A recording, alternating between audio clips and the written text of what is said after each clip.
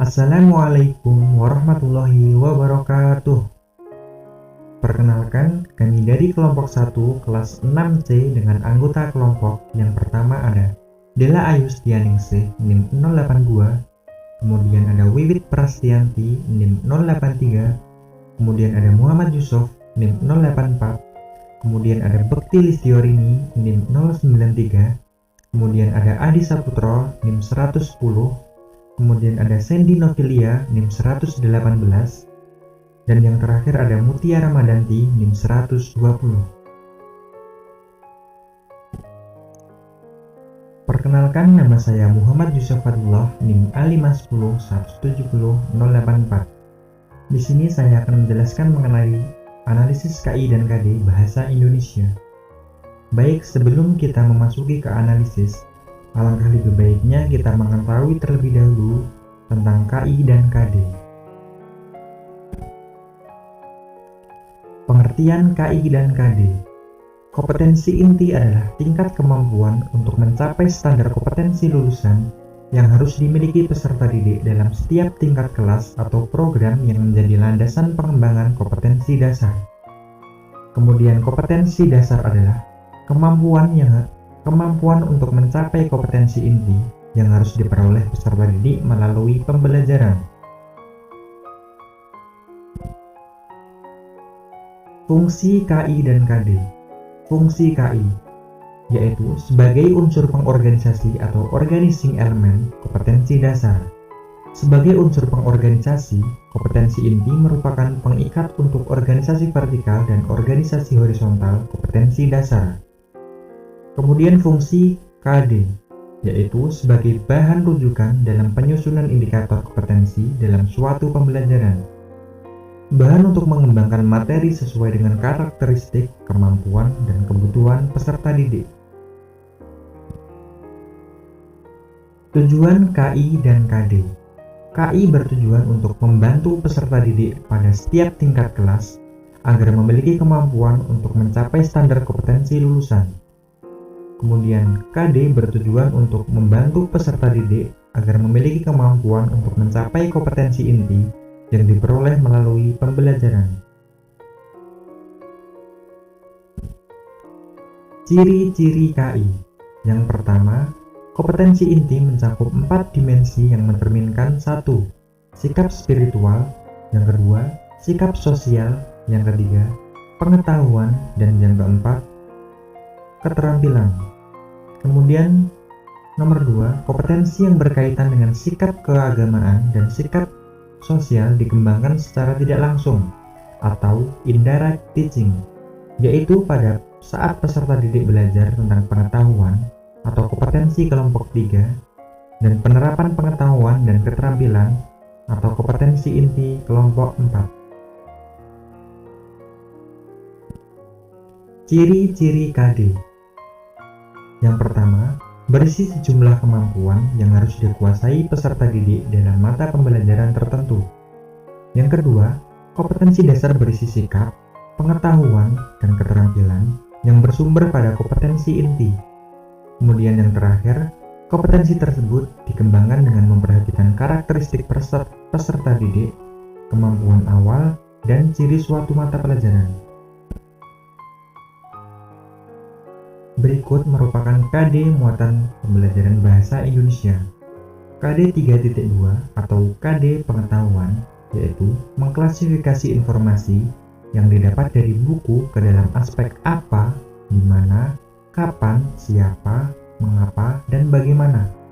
Kemudian untuk KD 4.2 atau KD keterampilan yaitu menyajikan hasil klasifikasi informasi yang didapat dari buku yang dikelompokkan dalam aspek apa, di mana, kapan, siapa, mengapa, dan bagaimana menggunakan kosakata baru. Berikut merupakan hasil analisis dari pembelajaran ke-1, yaitu terdapat pada halaman ketiga. Pada KD 3.4 pembelajaran ke-1, setelah peserta didik membaca teks tentang proklamasi kemerdekaan, kemudian peserta didik menyebutkan informasi penting menggunakan aspek apa, di mana, kapan, siapa, mengapa, dan bagaimana pada peta pikiran. Pada KD 4.4 pembelajaran ke-1, setelah peserta didik berdiskusi, kemudian peserta didik mengembangkan informasi pada peta pikiran melalui tulisan. Berikut hasil analisis pada pembelajaran ketiga, yaitu terdapat pada halaman 24. Pada KD 3.4 pembelajaran ketiga, setelah peserta didik membaca teks tentang tokoh proklamasi kemerdekaan, kemudian peserta didik menyebutkan informasi penting menggunakan aspek apa, di mana, kapan, siapa, mengapa, dan bagaimana pada peta pikiran. Kemudian, pada KD 4.4 pembelajaran ketiga, setelah peserta didik berdiskusi, kemudian peserta didik mengembangkan informasi pada peta pikiran melalui tulisan. Terima kasih.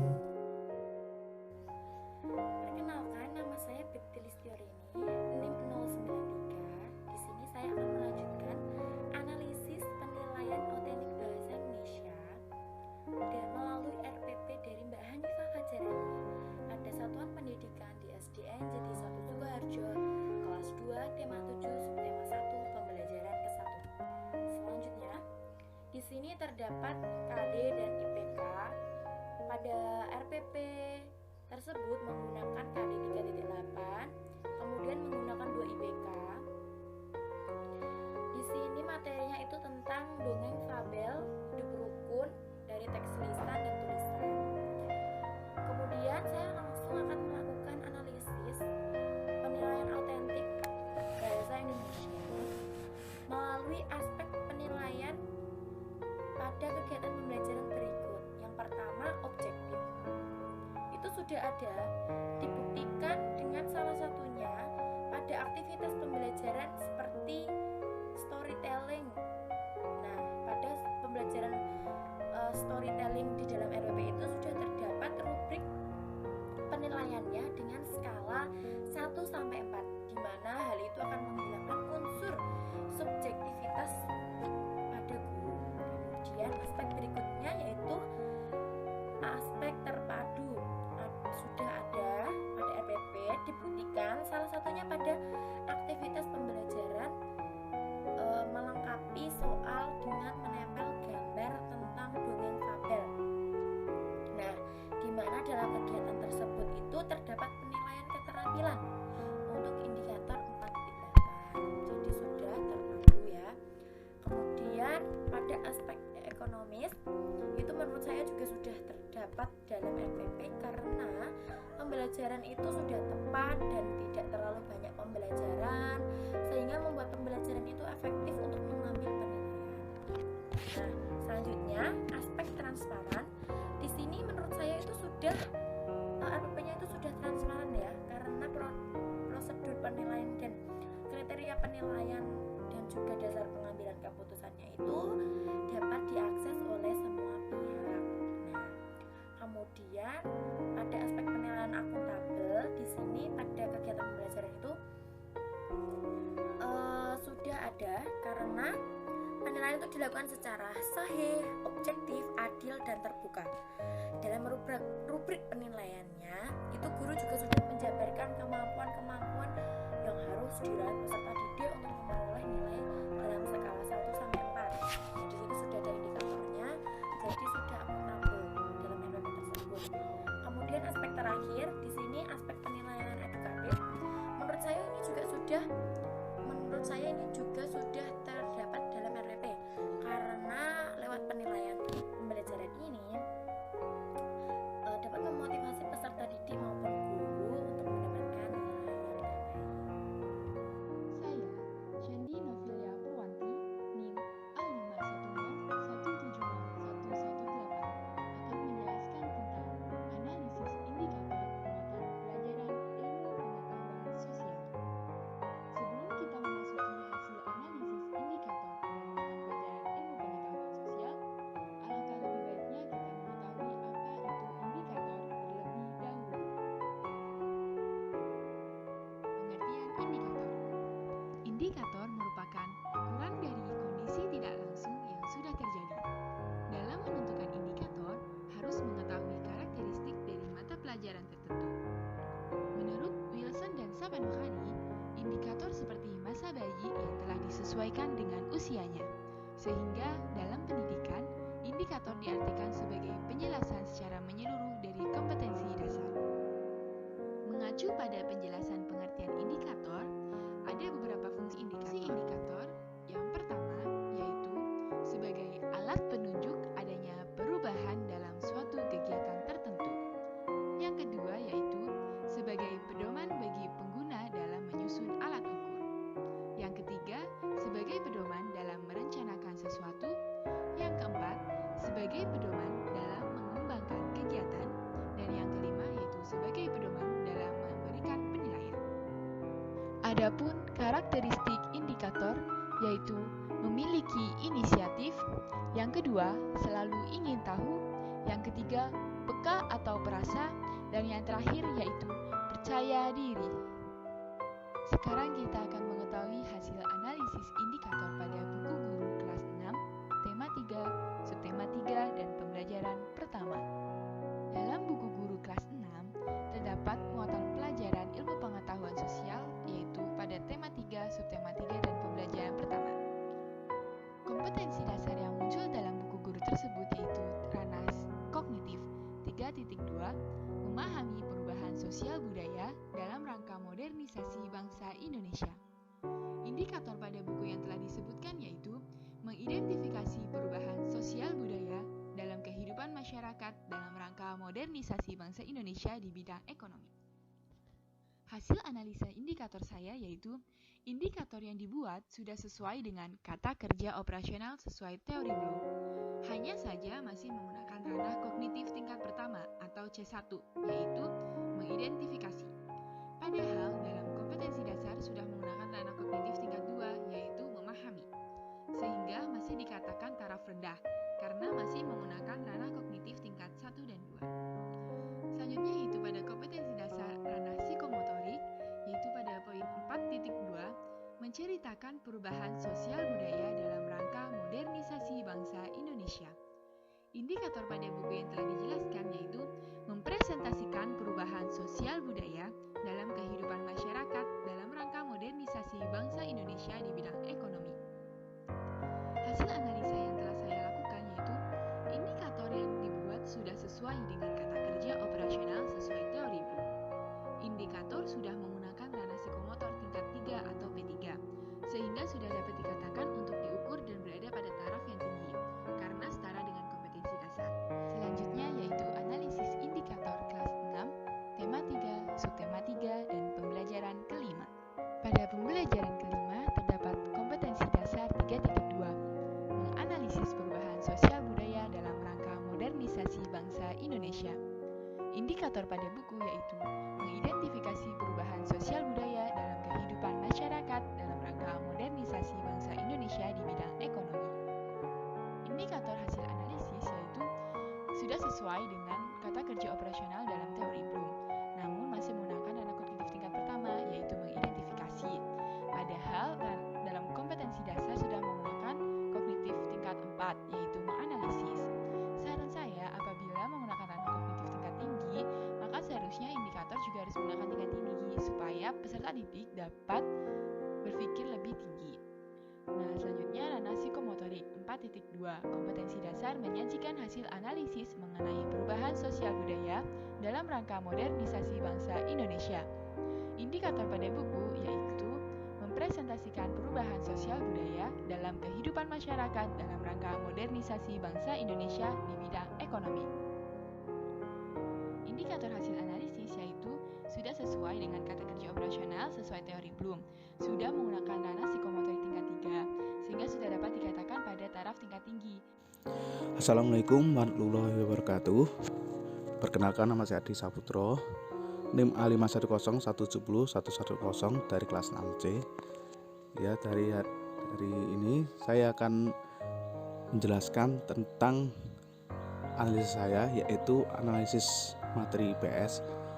Sebelum masuk ke pembahasan, saya akan menjelaskan terlebih dahulu apa itu IPS, kemudian kedudukan IPS di sekolah dasar dan tujuan IPS di sekolah dasar. Ya, langsung saja.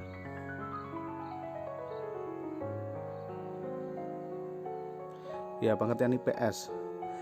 Ilmu pengetahuan sosial atau dalam bahasa Inggris social studies adalah sekelompok disiplin akademis yang mempelajari aspek-aspek yang berhubungan dengan manusia dan lingkungan sosialnya. Kemudian tujuan IPS adalah tujuan mata pelajaran IPS untuk mewujudkan masyarakat yang cerdas yang mampu mengambil keputusan rasional sebagai warga masyarakat yang beraneka budaya. Kemudian kedudukan IPS sekolah dasar adalah pelajaran IPS di pendidikan sekolah dasar tentu menjadi hal yang sangat penting bagi individu dalam menjalani hidup bermasyarakat. Peran guru yang optimal dalam pembelajaran ini tentu sangat diperlukan sehingga dapat terwujud masyarakat yang beradab dengan berdasarkan pada nilai-nilai kehidupan. Ya, kemudian kita masuk ke pembahasan.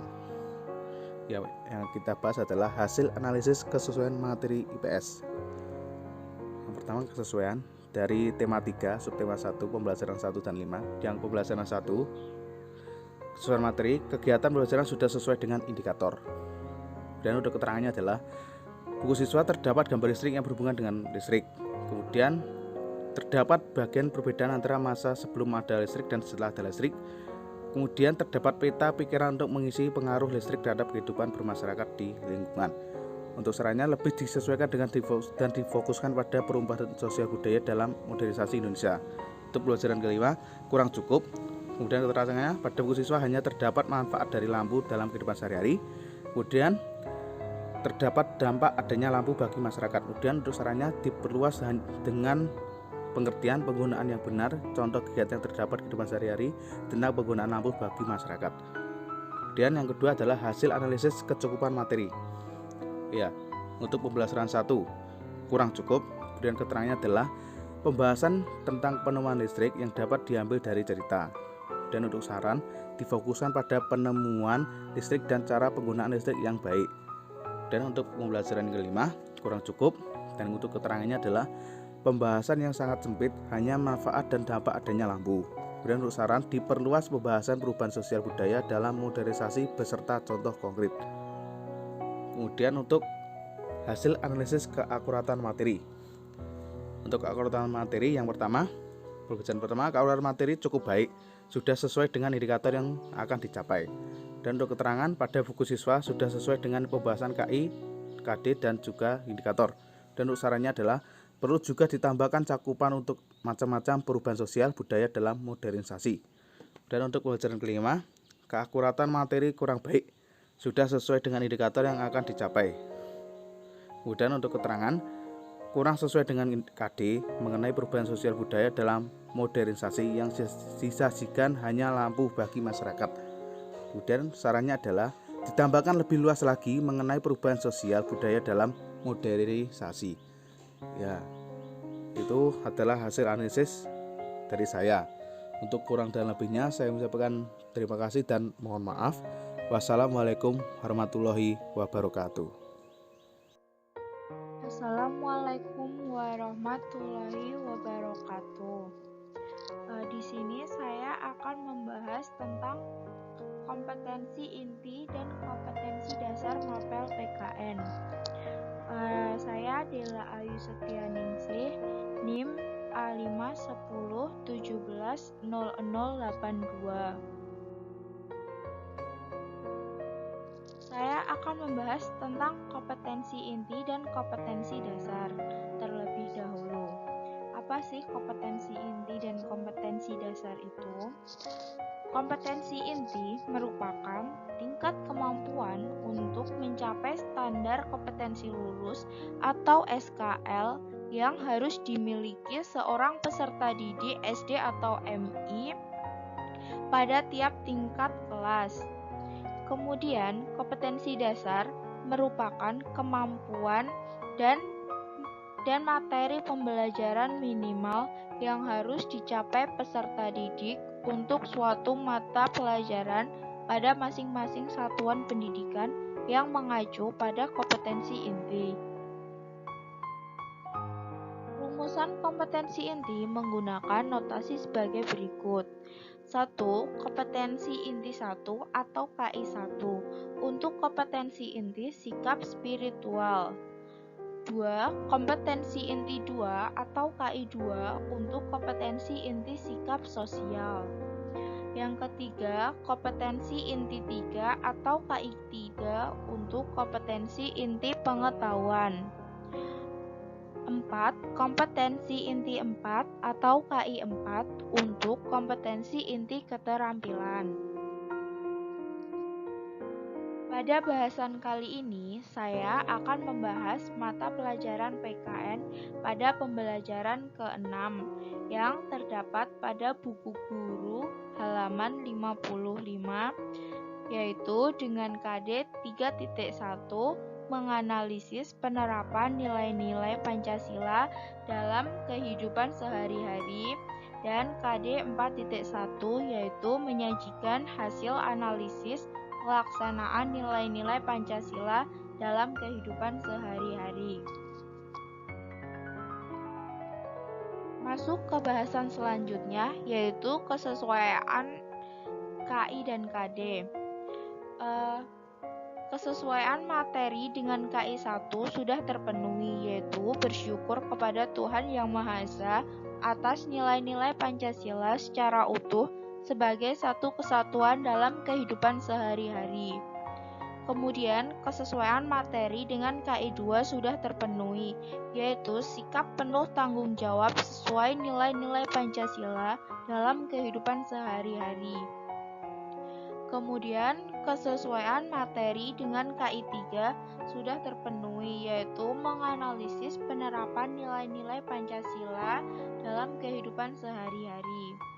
Kemudian, kesesuaian materi dengan KI 4 sudah terpenuhi, yaitu menyajikan hasil analisis pelaksanaan nilai-nilai Pancasila dalam kehidupan sehari-hari. Untuk kompetensi dasar, konten KD dan penomoran KD sudah terpenuhi pada buku siswa, yaitu pada halaman 55, yaitu tentang kegiatan menulis penerapan Sila Persatuan Indonesia terkait dengan merawat kebun atau tanaman sekolah. Sekian yang dapat saya sampaikan. Wassalamualaikum warahmatullahi wabarakatuh. Di sini saya Mutia Ramadanti dengan NIM A510170120 akan menyampaikan sedikit penjelasan mengenai analisis video micro teaching PKN di sekolah dasar. Sebelumnya akan saya jelaskan terlebih dahulu apa itu micro teaching. Micro teaching merupakan bentuk model praktik dalam pelatihan mengajar bagi calon pendidik yang dilakukan secara sederhana. Penyederhanaan tersebut berkaitan dengan komponen dalam pembelajaran, misalnya dari segi waktu, materi, jumlah siswa, keterampilan dalam mengajar, metode ataupun media yang digunakan. Apa tujuan dilaksanakannya micro teaching? Ada banyak sekali tujuan dilaksanakannya micro teaching, akan tetapi pada penjelasan kali ini saya hanya akan menyampaikan 4 tujuan micro teaching secara umum. Yang pertama, mahasiswa terampil dalam mempersiapkan kegiatan pembelajaran. Yang kedua, membentuk sikap profesional sebagai calon guru. Yang ketiga, dapat berbicara di depan kelas secara runtut sehingga dapat memberikan kemudahan bagi peserta didik dalam memahami pelajaran. Dan yang keempat, berlatih untuk membangun rasa percaya diri. Lalu bagaimana caranya menganalisis video micro teaching? Yang pertama, melihat pada bagian pendahuluan atau pembuka. Dalam hal ini menyangkut keterampilan membuka pembelajaran dan keterampilan dalam bertanya. Yang kedua, melihat pada bagian inti pembelajaran. Dalam hal ini menyangkut keterampilan menjelaskan, mengelola kelas, bertanya, memberikan penguatan, mengadakan variasi, membimbing diskusi, dan mengajar kelompok maupun perseorangan. Dan yang ketiga, melihat pada bagian penutup. Dalam hal ini menyangkut keterampilan bertanya, memberikan penguatan, dan menutup pembelajaran. Pada penjelasan kali ini, saya akan menyampaikan hasil analisis saya ketika menganalisis video micro teaching yang dilakukan oleh salah satu mahasiswi PGSD UMS. Pada kegiatan pendahuluan, praktikan sudah membuka pembelajaran dengan sangat baik. Praktikan telah menunjukkan keterampilannya dalam membuka pembelajaran. Dalam kegiatan pendahuluan, praktikan telah menunjukkan keterampilannya dalam bertanya. Pada kegiatan pendahuluan juga sudah terlihat penekanan karakter religius, disiplin, dan nasionalisme.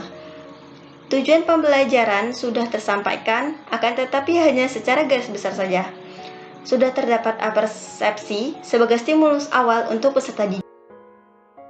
Selanjutnya pada kegiatan inti, Praktikan sudah sangat terampil dalam menjelaskan materi mengenai sila-sila Pancasila, dan praktikan terlihat sangat menguasai materi mengenai sila-sila Pancasila.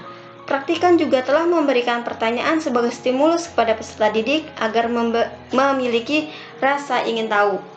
Contohnya, saat praktikan memberikan pertanyaan mengenai contoh pengamalan nilai dari setiap sila dalam Pancasila. Pembelajaran dilakukan secara menyenangkan dan melibatkan peserta didik secara aktif dalam pembelajaran. Praktikan telah menggunakan berbagai media pembelajaran yang berbasis tik maupun non-tik. Sudah terdapat apresiasi kepada peserta didik berupa tepuk tangan dan bintang prestasi. Sudah terdapat penguatan untuk peserta didik yang bertanya maupun yang menjawab. Akan tetapi, dalam kegiatan inti, praktikan kurang memberikan bimbingan kepada perseorangan ataupun kelompok. Dan yang terakhir, pada kegiatan penutup, praktikan sudah menunjukkan keterampilannya dalam bertanya mengenai materi apa saja yang telah dipelajari selama proses pembelajaran.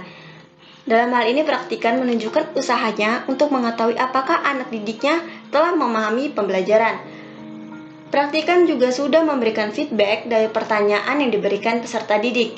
Dalam kegiatan penutup juga sudah terdapat penilaian atau evaluasi, akan tetapi belum terdapat remedial dan pengayaan. Praktikan juga sudah memberikan informasi kepada peserta didik mengenai pelajaran yang akan dipelajari pada pertemuan selanjutnya. Secara keseluruhan, praktikan dalam video micro teaching ini telah menunjukkan keterampilan mengajar secara baik. Suara dan intonasi yang dibawakan oleh praktikan sudah sangat jelas. Saya Wiwit Prastianti ingin menyampaikan pembahasan mengenai hasil analisis bahan ajar PKN. Berikut merupakan poin yang akan saya bahas. Langsung saja, yang pertama ada pengertian bahan ajar. Bahan ajar merupakan alat pembelajaran yang berisikan materi pembelajaran yang telah disusun secara sistematis dan menarik untuk meningkatkan serta mencapai tujuan diadakannya kegiatan pembelajaran. Secara garis besar, bahan ajar tersusun atas beberapa aspek. Ada pengetahuan, keterampilan, dan juga sikap. Dari keseluruhan aspek tersebut, haruslah dipelajari oleh peserta didik untuk mencapai standar kompetensi yang telah ditentukan. Ada fungsi bahan ajar, dibagi menjadi dua, yaitu bagi guru dan juga bagi peserta didik. Bagi guru, fungsi bahan ajar yang pertama, meningkatkan pembelajaran menjadi lebih efektif dan interaktif. Yang kedua, sebagai pedoman dalam mengarahkan proses kegiatan pembelajaran. Yang ketiga, sebagai pedoman dalam evaluasi pencapaian hasil belajar. Yang keempat, mengubah peran guru dari seorang pengajar menjadi seorang fasilitator. Dan yang kelima, menghemat waktu dalam mengajar. Bagi peserta didik, bahan ajar memiliki fungsi. Yang pertama, dapat belajar di mana dan kapan saja tanpa harus ada seorang guru. Jadi, peserta didik dapat belajar tanpa harus adanya bimbingan dari seorang guru. Yang kedua, dapat memulai kegiatan belajar dari materi yang ia inginkan. Yang ketiga, menjadikan peserta didik yang mandiri. Dan yang keempat, sebagai pedoman dalam mengikuti pembelajaran. Selanjutnya ada kesesuaian materi. Kesesuaian bahan ajar dengan KD 3.1 yaitu mengidentifikasi nilai Pancasila dalam kehidupan sehari-hari sudah terlihat dengan adanya bacaan mengenai hubungan antara setiap sila Pancasila beserta dengan contoh perilakunya. Berikut merupakan bacaan yang menampilkan hubungan antara setiap sila dalam Pancasila. Aspek keterampilan termuat dalam kegiatan menyajikan hasil laporan di bawah. Melalui kegiatan Ayo Menulis, peserta didik diminta untuk menuliskan laporan yang kemudian akan dipresentasikan di hadapan para teman-teman. Salah satu sikap yang dikembangkan yaitu percaya diri yang diterapkan dalam kegiatan menyajikan hasil laporan. Dapat dilihat melalui suara serta gerak-gerik peserta didik saat menyampaikan laporan tersebut. kecukupan materi. Materi yang termuat cukup baik untuk mengenalkan kepada peserta didik mengenai perilaku apa saja yang sesuai dengan sila-sila Pancasila. Meskipun contoh yang diberikan terkait materi hanya satu, tetapi sudah mewakili perilaku yang sesuai dengan beberapa sila Pancasila.